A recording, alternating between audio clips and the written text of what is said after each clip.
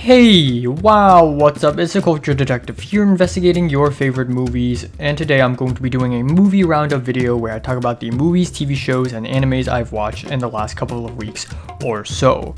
Starting off, I watched A City of Sadness, or in Mandarin, 悲情城市 Kill Me, by Hsiao-Hsien. So yeah, this is an essential Taiwanese film that deals with a lot of the political situation of Taiwan in the late 1940s, aka White Terror. I watched this, I've been planning to watch this for a long time, and I'm glad I'm finally able to watch it. The framing and the composition are gorgeous, and I think the sound design is also very meticulous. Sure, given that it is a HHH film, this film is very slow-paced and it requires a lot of attention, but I think this is definitely one of the most well-made and profound films that had ever come out in East Asia. 9 out of 10. Then I watched Babylon by Damien Chazelle. The opening party scene is really hedonistic and done for shock value, and I'm not really huge about it, but everything else was actually pretty good. This film is essentially a love letter to old school Hollywood, and even though we've seen films like that before, I think Damien Chazelle really pushes it to the next level. We essentially are given the rise and fall of several characters, a cast ensemble, sort of like Boogie Nights. I really appreciate the ambition by Damien Chazelle, and I also really love the score as well. Why the hell did it not win an Oscar? 7 out of 10. Afterwards, I watched Woman Talking, and directed by Sarah Polley, and I hate to admit this, but I was kinda disappointed. While I think the premise is great, the color grading is really bland, the story structure is really repetitive, I think the music is great, some of the performances are really fantastic, but at the end of the movie, I just feel like I didn't gain anything from it. 6 out of 10. Afterwards, I watched All the Beauty and the Bloodshed, the new documentary by Laura Poitras. Yes, that's her name. This is a very intriguing documentary about the NY hippie lifestyle of the 70s and 80s and the opioid crisis, and how all in the middle it is connected to a professional photographer by the name of Nan Golden. At times, this documentary does feel a little lopsided because the latter is more interesting than the former. Still, the editing and the musical choices are great, and the subject matter is dealt with tastefully. I'm giving this one an 8 out of 10.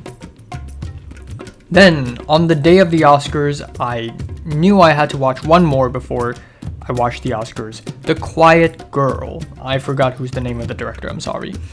So yeah, I kind of skipped around this movie. I didn't see the whole thing completely, so I can't really do a full-length review on it because that would be very unjust.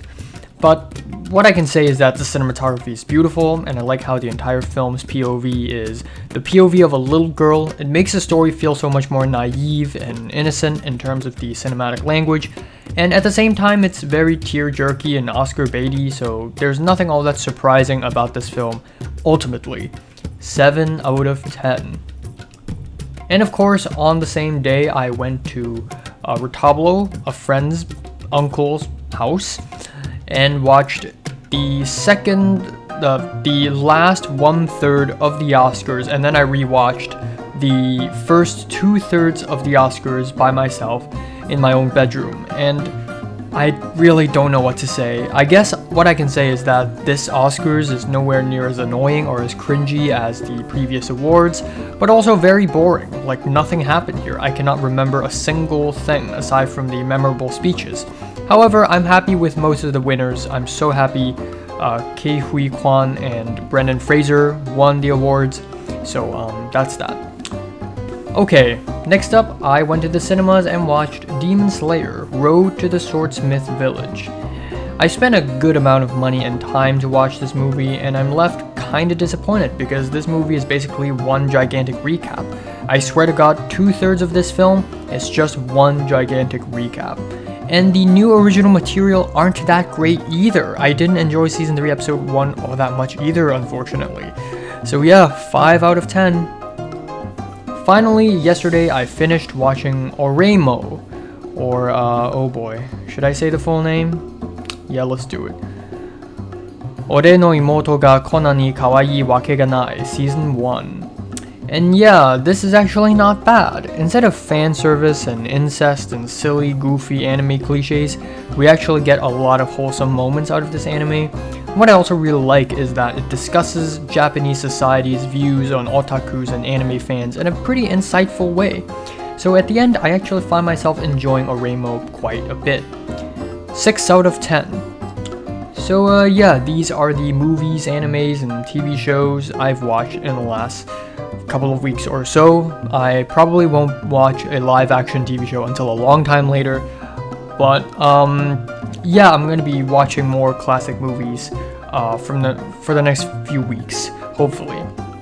What are the movies, TV shows you've watched in the last couple of weeks? Comments below, let me know. Subscribe if you want more, and thanks for watching.